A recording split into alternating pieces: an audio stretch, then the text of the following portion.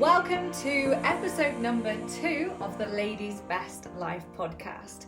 Firstly, I just wanted to say a huge heartfelt thank you to everyone who has subscribed to the channel and who has listened to podcast number 1.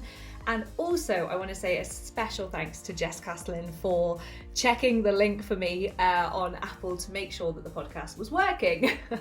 It was a very technical journey, if you like, trying to figure out what's what. So yeah, thank you so much.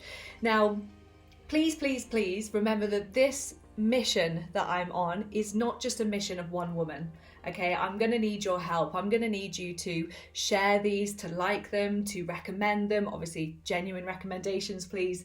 Just because I can't reach everybody on my own. And the more we come together, the more we can change the world together. So thank you, and let's absolutely go for it.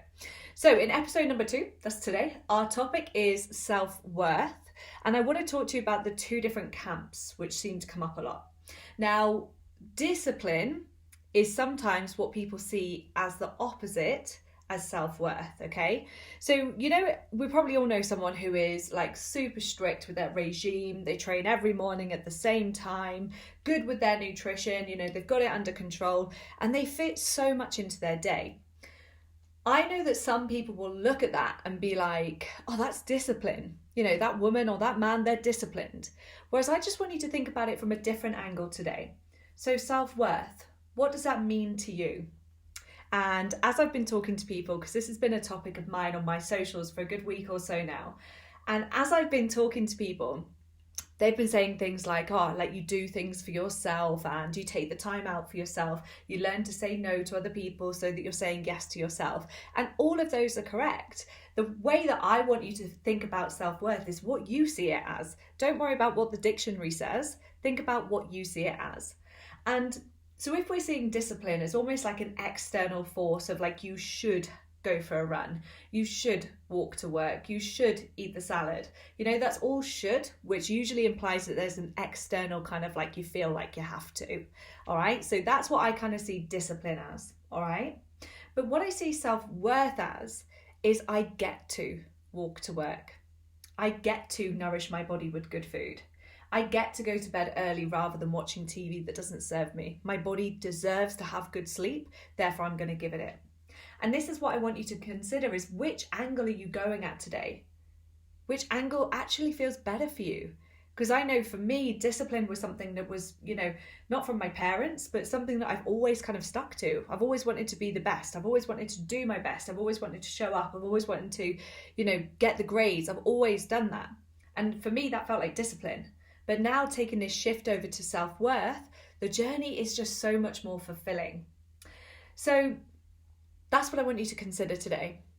Are you going to go down the route of I get to, my body deserves it, or, the hustle, the push yourself, the do it because everyone else is doing it?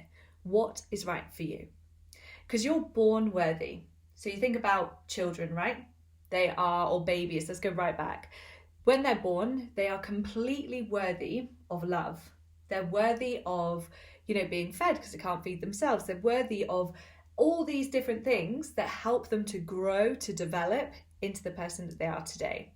And that doesn't stop. You are worthy of anything that you want to do, even if it's a simple thing like nourishing with food or drinking more water or saying no to your friend. But what happens over life is with parents, with teachers, with friends, we slowly have our self-worth knocked. One step at a time, one chip at a time. And you can build that up from now. Okay, so you could be feeling completely worthless right now, which is a horrendous place to be in. And I do honestly think that you can make a huge change to that sooner rather than later. Okay, just by doing one thing, and we're going to be talking about that in a second. But you can go from worthless to worthy. You've just got to step one foot in front of the next and start doing one thing for you every single day or a few times a week to prove to yourself that you're worthy. And also what I want you to consider is maybe take a little bit of time to reflect back to when you lost that self-worth. Was it right the way back to one of your first school teachers, primary school teachers? Was it a parent that always gave you crap for, not getting the best grades? Where did it come from? And I doubt it's going to be something that's like a one situation that's made this happen. It's probably something that's an accumulation over time. So to rebuild from that, your task this week, all right, I want you to spend 5 minutes at least 3 times over the next week, okay? And if you think about it, there are 228 5-minute intervals, if you like, or 5-minute slots in every single day, 228.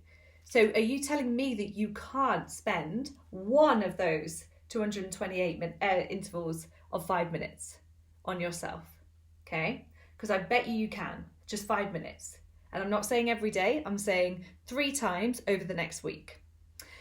So that's all I want you to do. And what I want you to consider is, what are you going to spend that time on? Because sometimes people think, I need to do a HIIT workout and I need to prep all my food for the rest of the week and I need to go for a run.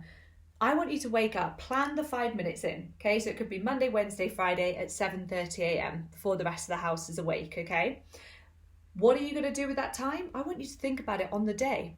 Is it a stretch? Is it sit down with a cuppa downstairs without anyone else around you? Is it pick up one of the books off your bookshelf and have a read? Is it go for a longer shower than you normally would and do your makeup? Do a little mini facial? Think about what it is on that day, okay? Because discipline would say that you're going to set the alarm at 6 o'clock every day. You're going to do a brutal workout and you're going to do this, and it's inflexible, okay? This is flexible and it's down to what your body and your mind wants to do at that very time. And as I said last week, I would absolutely love to hear what it is that you're going to be doing. And if you want to plan a bit of a brief, a bit of a brief guide of what it is that you could be doing, you could try things like go for a walk, read a book, listen to some music, maybe have a bit of a boogie around the house as well, have a cuppa on your own, take a bath, chat with a friend. You could go to the gym, you could do a yoga class. I mean, there are so many options, but the main thing here is be flexible and think about what feels right for you at that time, but also plan it in.